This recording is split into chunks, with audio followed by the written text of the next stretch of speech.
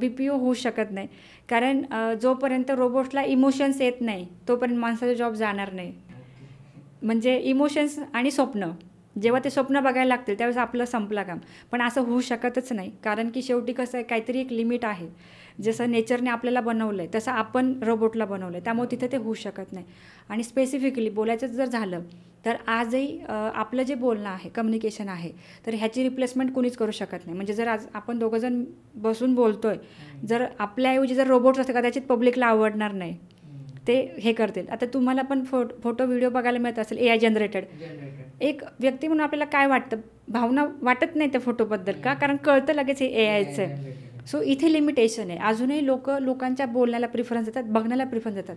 त्यामुळे ज्या ज्या जॉब्सवरती तुमची डिपेंडन्सी आहे, जसं की बोलण्यासाठी किंवा इमोशन्स अंडरस्टँड करण्यासाठी सपोर्टचे कामं, याच्यामध्ये रिप्लेसमेंट कधीच नाही येणार. बेसिक कामं जसं की कंटेंट क्रिएशनमध्ये टायपिंग आलं, त्याचे रिप्लेसमेंट होऊन जाणार पूर्ण, ते राहणार. सायबर कॅफे राहिलेले नाही आहेत आता.